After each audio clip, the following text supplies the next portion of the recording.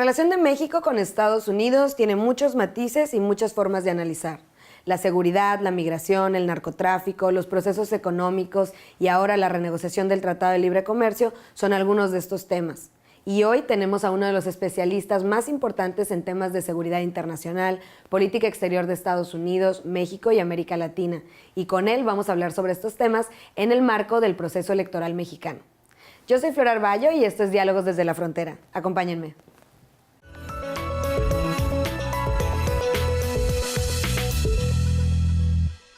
Bienvenidos a Diálogos desde la Frontera. El día de hoy nos acompaña el doctor Raúl Benítez Manaut. Él es profesor investigador de la Universidad Nacional Autónoma de México y del Colectivo de Análisis de la Seguridad con Democracia. Su línea de investigación incluye temas sobre problemas estratégicos, procesos de paz comparados, seguridad internacional, política exterior de Estados Unidos, México y América Latina, entre otros temas relacionados también a la seguridad y las relaciones entre diferentes países. Bienvenido, doctor Benítez, muchas gracias por acompañarnos a propósito de su visita al COLEF.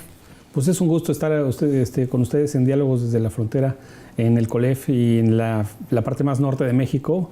Y pues siempre tiene sus peculiaridades muy interesantes. Exactamente, y bueno, de eso queremos platicar hoy con usted, la relación México-Estados Unidos y también los retos que se vislumbran ante este año, que se hace una coyuntura muy específica, que es el cambio de la presidencia aquí en el país y los retos que esto va a implicar.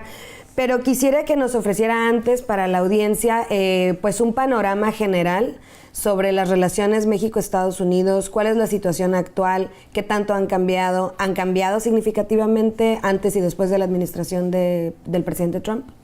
Sí, mira, las relaciones entre México y Estados Unidos han tenido una línea de continuidad y en algunos momentos líneas de conflicto, como es natural en las relaciones entre dos países que comparten una frontera muy grande y con muchas problemáticas que incluso escapan del control de los gobiernos. Son problemáticas sociales, la misma problemática de la frontera, la migración, las drogas. Pues esos problemas se escapan el control de los gobiernos y por lo tanto los gobiernos tienen que establecer medidas de comunicación, medidas de cooperación y a veces medidas unilaterales, como en este momento el presidente Donald Trump pues ha unilateralizado la relación con México y eso tiene bastante descontrolados a los políticos mexicanos, ¿no? Pero en ese sentido, ¿qué tanto ha cambiado la relación con Estados Unidos en términos tanto de la administración mexicana actual, pero también con la administración anterior del presidente Obama? A veces pensaría uno que es una cuestión de percepción, que creemos que ha cambiado mucho también por la retórica que utiliza el presidente Trump. Sin embargo, ¿ha habido cambios significativos en términos reales de la política que se está ejerciendo en términos de la relación? Sí, sí ha habido cambios significativos. Nadie hasta las elecciones de Estados Unidos de hace 1 año y 3 meses pensaba que se pudiera cuestionar el Tratado de Libre Comercio.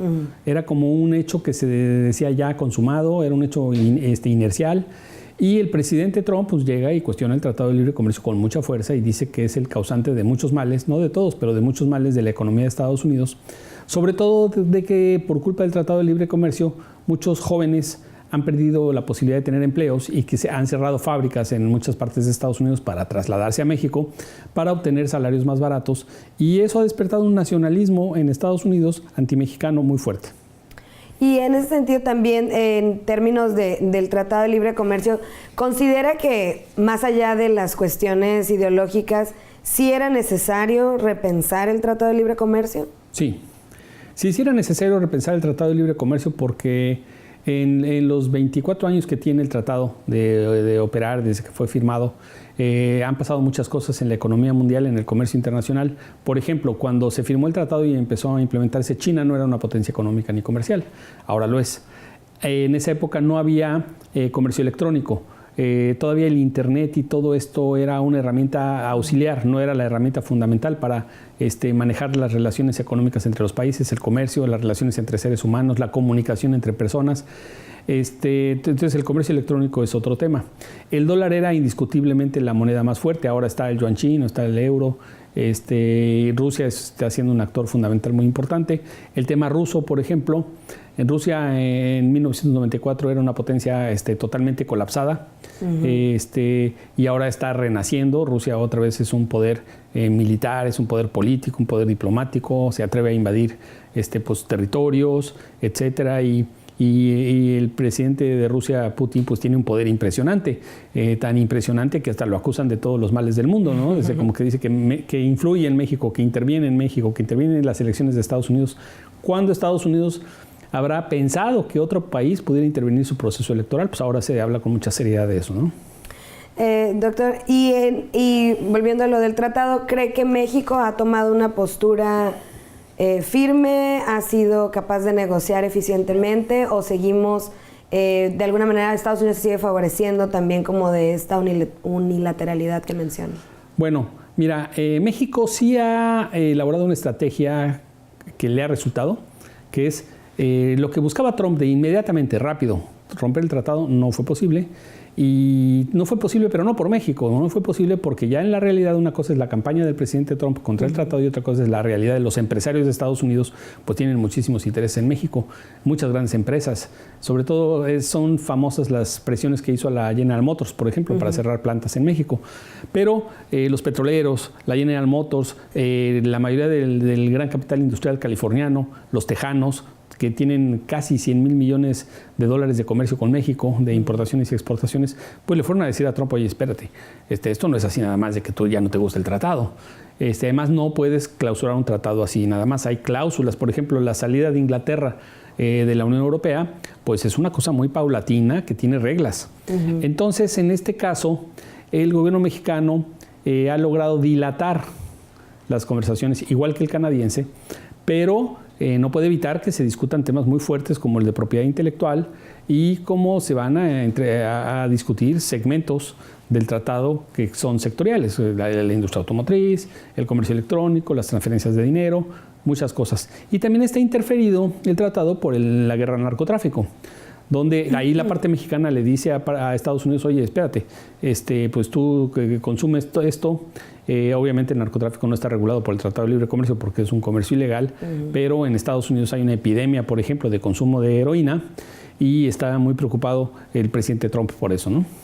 Muy bien. ¿Y cree que de alguna manera pueda México salir beneficiado en la renegociación?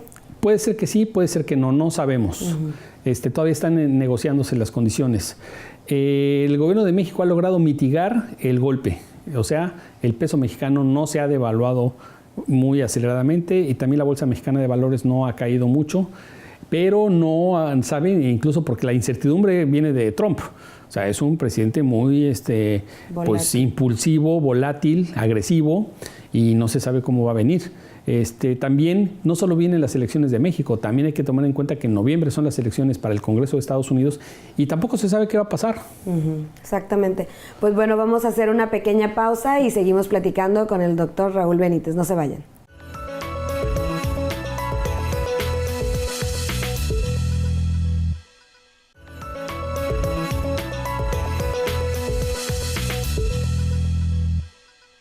Bienvenidos de regreso a Diálogos desde la Frontera. Estamos hablando con el doctor Raúl Benítez Manot de la Universidad Nacional Autónoma de México. Doctor, hablamos ya sobre el Tratado de Libre Comercio, pero otro tema que ha sido fundamental desde que está la administración del presidente Trump ha sido el tema, pues, sí del control de la migración, pero también muy enfocado a los temas de seguridad. ¿Nos puede hablar, por favor, de este tema? ¿Cómo está siendo la política del gobierno de Estados Unidos, la cuestión del muro? Más allá de todo esto, la percepción que tienen sobre si construir un muro va a mejorar la seguridad de su país. Bueno, mira, en este aspecto hay que tener presente que Donald Trump no está inventando el agua tibia. Muro ya hay, ya había. El muro existe desde hace mucho tiempo. Lo que pasa es que el muro pues sí ha sido superado por muchos migrantes que quieren cruzarlo, pero sobre todo por los criminales, ¿no? Donald Trump es muy iluso si cree que los traficantes de personas quieren meter a las personas por tierra o por aire o cruzando el muro por arriba. Como que no ha leído los testimonios del Chapo Guzmán de que por los túneles también se cruzan los criminales y cruzan drogas, personas, dinero, armas de allá para acá. Entonces, pues por abajo no se necesita un muro para arriba ni que lo vean, pero más bien que hagan el muro para abajo. Ahora bien, estamos en Tijuana. Tijuana es la frontera, el cruce mundial más concurrido de personas y de comercio internacional en el mundo. No estamos hablando de dos países, es la frontera más concurrida del mundo. Entonces, En esta ciudad se pasa de México a Estados Unidos y de regreso alrededor de 200,000 personas pues por día. De los ilegales, de los que no tienen documentos, no es ni menos del 1% de lo que es de las personas que entran legales. Esas son estadísticas de los mismos estadounidenses. Entonces, como que el muro es una propaganda, donde muro ya ahí van a empezar a hacer el muro nuevo, vamos a llamarle, con más tecnología, más alto, con controles electrónicos. Anunciaron que iba a ser en Caléxico, en la zona de Mexicali. Pero el Congreso de Estados Unidos tampoco quiere gastar el dinero en el muro. Los proyectos son súper costosos y al final de cuentas se volvió una propaganda del presidente Trump que ni siquiera la va a poder cumplir. No va a poder construir un muro completo en la frontera. En los desiertos es completamente inútil construir un muro porque ahí no llega nadie. Los migrantes no caminan en los desiertos, se mueren de frío en la noche y de calor en el día. Entonces es propaganda porque muro ya hay y porque en este momento pues muchos migrantes que se quedan a trabajar en Estados Unidos sin permiso, primero pasaron caminando legalmente. Entonces esto es un debate muy fuerte en Estados Unidos. Ahora el tema de la migración. No es una invención de Donald Trump. El tema de la migración se volvió un tema de seguridad desde el presidente George W. Bush. En el año 2006, Bush mezcló migración con seguridad y señaló que el control de la migración se debe también a razones de seguridad. En ese momento, el presidente George Bush pensaba también en los migrantes de Medio Oriente por la frontera canadiense, porque Canadá es uno de los países más abiertos del mundo a migraciones globales y hay muchos ciudadanos de la India, de Pakistán, de Medio Oriente, de Arabia Saudita, de Egipto, etcétera. Y pues, se supone que un porcentaje de ellos pueden ser proclives a ser terroristas. Yo no estoy diciendo que esas nacionalidades fabriquen terroristas, pero sus religiones y son gente excluida, con problemas de inserción cultural, etcétera, y podían recibir positivamente el llamado de grupos radicales islámicos. Entonces, George W. Bush en ese momento, que estaba en el momento más álgido de la guerra al terrorismo, dijo migración, hay que controlarla y es un problema de seguridad. Lo que hay que hacer en este momento es separar el debate.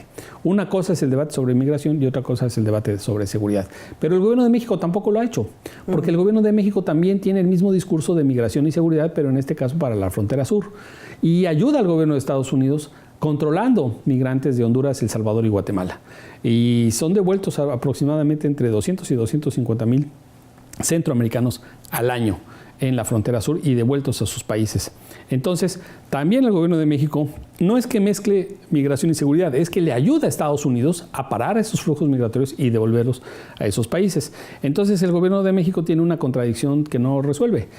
Por un lado, ayuda a Estados Unidos con los centroamericanos y por otro lado, no le gusta que Estados Unidos trate mal a los ciudadanos mexicanos en Estados Unidos. Entonces, esto es una gran contradicción. Efectivamente, el presidente Obama y el presidente el presidente Trump tienen políticas similares migratorias, pero aquí sí cuenta la forma y el fondo. En este momento los migrantes están muy asustados. Hay una cacería verbal de migrantes y eso le calienta la cabeza a muchos americanos que no le gustan los migrantes, racistas. Entonces, los migrantes están saliendo poco a la calle, se esconden en las casas, se esconden en iglesias, y eso es gravísimo, porque hay una cacería racista en muchas ciudades de Estados Unidos, en muchos campos de Estados Unidos, y esa parte pues es muy dolorosa, ¿no? Y considera que, bueno, también en términos, por ejemplo, del programa, de la cuestión de seguridad, como en la diferencia del debate, cómo se tiene que separar ya esto, ¿qué estrategias tendría que pensar? Porque el gobierno del presidente Trump ha dicho que México tiene que hacer más por controlar también el flujo de droga y el flujo de narcotráfico hacia Estados Unidos. Pero ahí pensaría uno que es una cuestión de doble vía, o sea, mientras haya una oferta, habrá una demanda. ¿Cómo se está abordando desde la perspectiva, pues, también académica, el tema de cómo abordar el tema de la seguridad y el flujo de Mira, hay que ser objetivos. La academia tiene que tratar de no politizar su análisis. Hay cosas que Donald Trump tiene razón. Cuando se firmó el Tratado de Libre Comercio, el presidente Carlos Salinas de Gortari prometió a los mexicanos para apoyar el ingreso al Tratado de Libre Comercio, sobre todo en la Cámara de Diputados y en la de Senadores, dijo que con el Tratado de Libre Comercio se iba a reducir la pobreza y que entonces los mexicanos iban a tener mucho mejores empleos, mejor pagados y que se iba a reducir la pobreza. Ese discurso, Donald Trump llegó a decir en campaña que México había engañado a Estados Unidos porque no se redujo la pobreza. Ahí tiene razón Donald Trump. O sea, México no es que haya engañado a Estados Unidos. El gobierno mexicano engañó a los mexicanos diciéndoles que con el Tratado de Libre Comercio ya no iba a haber pobres. Eso es una cosa, pues sacar de pobres a un segmento de a 100 millones de personas no es de la noche a la mañana ni con un Tratado de Libre Comercio. Tiene que cambiar la política de impuestos, hay que legalizar el trabajo informal, una serie de cosas que no están en discusión en lo de libre comercio. Pero en eso tuvo razón. Otra cosa que tiene razón Donald Trump es que en México puede pasar la cocaína que viene de Colombia por el territorio mexicano y se manda hacia Estados Unidos, en parte por la corrupción. También tiene razón. Entonces, Donald Trump dice que los mexicanos son una bola de corruptos. No es cierto. Ciertos mexicanos son corruptos. Y eso no inventó el agua tibia en ese argumento. Muchos mexicanos sabemos que en México hay funcionarios corruptos. Solo puede ser corrupto un funcionario de gobierno. Un ciudadano es corruptor a veces por necesidad, a veces porque le gusta ahorrarse un dinerito en operación financiera, en una operación, en una falta de tránsito, etcétera. Pero no todos los mexicanos son corruptos. Es más, los mexicanos que están en Estados Unidos viviendo son los menos corruptos y los más trabajadores. Sí hay que hablar bien de los migrantes mexicanos. Son muy trabajadores y ni siquiera pueden hacer actos de corrupción. Porque hay una cosa que sí es cierta y que también Donald Trump tiene razón, pero no solo Donald Trump, todos los americanos. En Estados Unidos se cumple más la ley que en México, eso sí. Se hace valer más como ese tipo de cosas. Tampoco hay que hablar tan mal de Estados Unidos todo el tiempo, no. Hay un imperio de la ley mucho más fuerte que en México, ¿no? Y mucho más a nivel de calle, ¿no? Que es lo que en México también falta. Tanto de calle como a nivel de empresas. Hay controles, hay regulaciones. Digamos, el Servicio Fiscal de Estados Unidos, el IRS, Internal Revenue Service, es un servicio de inteligencia financiera sobre la vida de las personas y sus economías muy poderoso y no se toca en el corazón y tiene autonomía de los políticos. Entonces eso está mucho mejor que en México. Claro, que no sucede aquí. Exactamente. ¿No? Muy bien, doctor. Vamos a hacer otra pequeña pausa y regresamos a Diálogos desde la Frontera.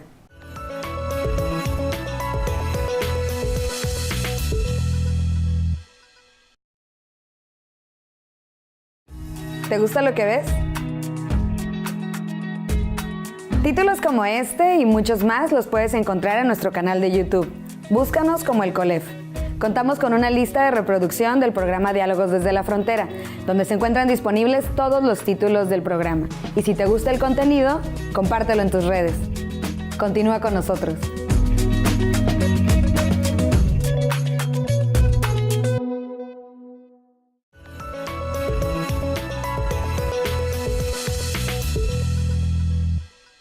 Bienvenidos de regreso a Diálogos desde la Frontera.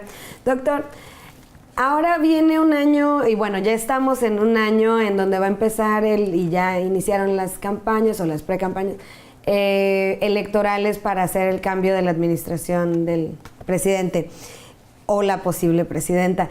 En términos del panorama electoral y también nuestra relación con Estados Unidos, ¿cómo ve este panorama? ¿Se va a detener todas las negociaciones que están haciendo, por ejemplo, en el Tratado de Libre Comercio hasta que no se defina la nueva administración?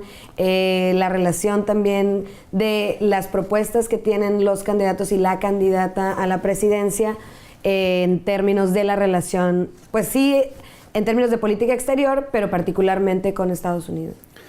Mira, no se puede tener la negociación del Tratado de Libre Comercio porque están agendadas las mesas de trabajo y las fechas de las mesas de trabajo y se reparten por países. Un día es en México, otro en Canadá, otro en Estados Unidos y así sucesivamente. Lo que se puede dilatar y esperar el resultado de las elecciones de México es los temas y la profundidad de los acuerdos. Entonces, en Estados Unidos ya entendieron, y lo dijo el mismo presidente Trump, que va a haber un cambio de gobierno en México y entonces que prefieren pues, ver qué está sucediendo. Eso es lógico porque el presidente Trump tampoco se maneja solo. Estados Unidos no es una dictadura, es una democracia. Entonces él tiene, aunque no le guste, porque él es autócrata por genética, pero aunque a él no le guste, pues hay un Congreso, hay un Senado, hay empresas que hacen lobby, etcétera, pues tiene que hacerles caso a todos esos grupos de poder que hay en Estados Unidos y le están diciendo tranquilo. Las petroleras, por ejemplo, el secretario de Estado de Estados Unidos pues, está vinculado a la empresa petrolera. Las petroleras, ¿dónde están? En Texas. Y Texas es el estado más vinculado a Estados Unidos en comercio y en migración. Entonces todo eso interactúa para que tengan que esperarse un poco a los temas más difíciles de la negociación, porque efectivamente no es lo mismo negociar con el mismo equipo que está en este momento negociando el Tratado de Libre Comercio que con un equipo de transición económico que va a ser más nacionalista. En el caso mexicano, entonces serían dos nacionalistas, Trump y un posible partido nacionalista que llegue en México frente a un globalista que sería el gobierno de Canadá. Pues va a ser muy difícil esa negociación, porque si en México aparece un político nacionalista que diga, vamos a, ya si está molestando mucho Trump porque es un racista, cortamos la relación. Eso lo veo yo muy difícil también, no se puede cortar la relación. ¿Y lo ve factible? Es factible, sí es posible que aparezca ese discurso. Si Trump es muy agresivo, le va a calentar la cabeza nacionalista a los mexicanos. A todos, empresarios, al pueblo, etcétera, porque el pueblo también cuenta mucho, entre otras cosas porque 20 millones o 30 millones de mexicanos, depende de cómo se cuenten, tienen familias en México, están siendo afectados, entonces dicen, no, pues están agrediendo a nuestros parientes todos los días en Los Ángeles y en Chicago, el gobierno de Estados Unidos hay que ya pararlo. Eso puede pensar mucha gente. Y los empresarios pueden ser afectados por medidas proteccionistas, etcétera, ¿no? El gobierno puede decir, bueno, ya estuvo bueno, Estados Unidos quiere que cooperemos en seguridad, pero no quiere que haya comercio con nosotros, o es una cosa o es otra. Pero también el gobierno de México tiene la negociación de la seguridad. O sea, la iniciativa Mérida ya casi no existe, pero sí hay mucha cooperación. Por ejemplo, los servicios de inteligencia, el servicio fiscal, el SAT con el IRS. Hay mucha inteligencia para el tema de las drogas, para capturar criminales. Y eso puede enfriarse, vamos a llamarle así, puede desvanecerse, si Trump agrede mucho a México. Entonces, en Estados Unidos, el aparato de seguridad estadounidense, que coopera mucho con México, no quiere que Trump sea tan agresivo con los mexicanos porque puede congelarse la relación de seguridad y sería peor para los dos países. Habría más criminales libres en México, por ejemplo, que ya no haya extradiciones. Pues mira, la verdad yo estoy a favor de las extradiciones, de que los mexicanos paguemos los impuestos para mantener supercriminales en las cárceles, a que se los lleven a una cárcel de Estados Unidos y los paguen los americanos, mejor que los paguen los americanos. Ahí no se pueden escapar. Entonces son mejores cárceles, hay mejor sistema de justicia, duele decirlo, pero hay un mejor sistema de justicia. Todo esto está en riesgo por el discurso agresivo de Donald Trump y por el posible cambio de gobierno en México a un líder pues que diga, ya me cansé de las agresiones de Donald Trump, y se corta la relación o se enfría la relación o se reconfigura la relación. Y en términos de las propuestas o lo que han mencionado algunos de los candidatos sobre la política exterior, ¿considera que se debe replantear, repensar la relación que tenemos con Estados Unidos? Los candidatos a la presidencia de México yo los dividiría en 2, 3 y 3. 3 fuertes, producto de los grandes partidos y las coaliciones que tienen, y 3 independientes. Sinceramente, sus políticas de política exterior y de seguridad, de diplomacia, son muy pobres. No han dicho nada sustantivo de nada. Hasta tienen miedo a hablar de Estados Unidos. Es lo que algunos analistas han dicho. Lo que no quieren decir, no quieren enfrentar el tema. No se atreven a decir un discurso confrontativo con Estados Unidos. Tampoco se atreven a decir queremos ser amigos de Estados Unidos, porque quiere decir ser amigo de Donald Trump. Nadie puede decir en la política mexicana en este momento me cae bien Donald Trump, porque el que diga eso lo lincha a la población, le quita votos. Entonces es un momento difícil. Y las campañas todavía no se configuran bien. Es muy pobre. El discurso de campaña mexicano en este momento es pobrísimo. Y en temas de política exterior y seguridad, mucho más pobre. ¿Y cómo tendría que avanzarse? O sea, ¿cuál sería un panorama ideal de mejorar y elevar la política exterior mexicana? Sí con Estados Unidos, pero en términos generales. En términos generales, mira, el problema es que los diplomáticos, que hay diplomáticos muy buenos en México, muy bien formados, muy capaces, es que no pueden inventar el agua tibia. El sistema de justicia mexicano es muy malo. Pues tampoco pueden negociar, decir, sí, vamos a cumplir con un sistema de justicia bien reconstruido, si eso no es posible rápido.